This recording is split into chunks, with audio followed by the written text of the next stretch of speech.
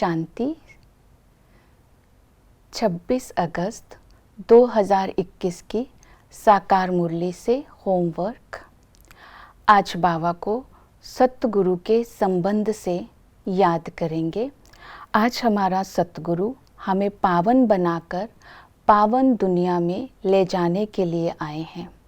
तो पावन दुनिया में चलने के लिए आज हम बाबा की शिक्षा को स्वरूप में लाकर दूसरों को अपने स्वरूप से शिक्षा देंगे।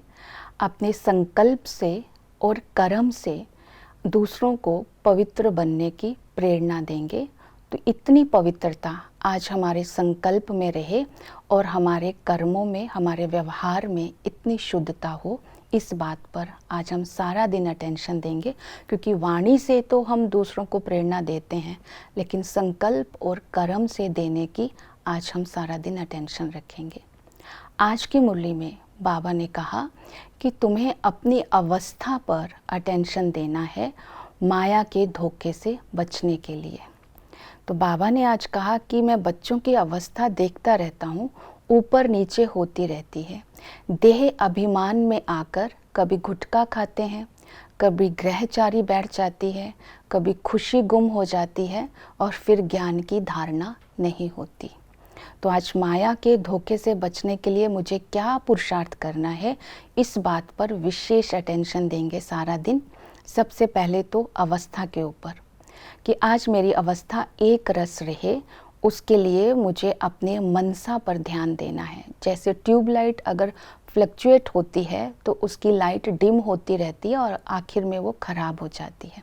इसी तरह हमारी अवस्था विकारों के वश, पुराने संस्कारों के वश ऊपर नीचे होती रहती है। तो योग बल और ज्ञान बल एक दिन ख़त्म हो जाता है तो हम माया के वश हो जाते हैं। तो इसलिए माया के धोखे से बचना है, अपनी अवस्था को एक रस रखना है। उसकी विधि बाबा ने बहुत अच्छी बताई कि मुरली सुनकर उमंग और उत्साह में रहना है। क्योंकि माया पहला अटैक कहाँ करती है, जो कि बाबा की शिक्षाएं हमें मिल रही है वहाँ से वंचित करती है। तो मुरली बहुत लगन से सुननी है और पढ़नी है और अपने अंदर खुशी को, उमंग उत्साह को लाना है।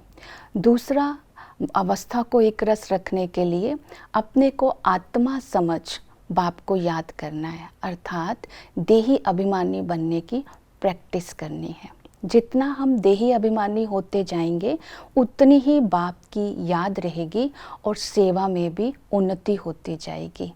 तो माया के इस धोखे से बचना है कि वो कम्युनिकेशन को हमारा ब्रेक ना करे।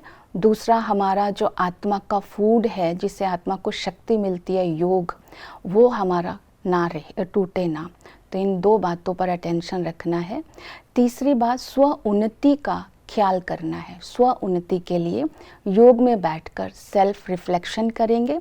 जो आत्मा के ऊपर दाग लगे हुए हैं उनको रियलाइज़ करके उनको बाबा को अर्पण करेंगे और उनको ठीक करने के लिए एक्शन प्लान बनाएंगे। तो स्व उन्नति का अटेंशन देंगे। तीसरा, बाबा ने बताया कि विचार सागर मंथन जितना चलता रहेगा उतना ही अवस्था अच्छी रहेगी। तो आज हम इस स्मृति में रहेंगे कि श्रीमत से और योग बल से हम विश्व की बादशाही लेने के लिए आए हैं। तो मुझे श्रीमत पर अटेंशन देना है, योग के ऊपर अटेंशन देना है, ज्ञान के ऊपर, और अपनी अवस्था को एक रस रखना है। तो इन बातों पर आज सारा दिन हम ध्यान देंगे। ओम शांति।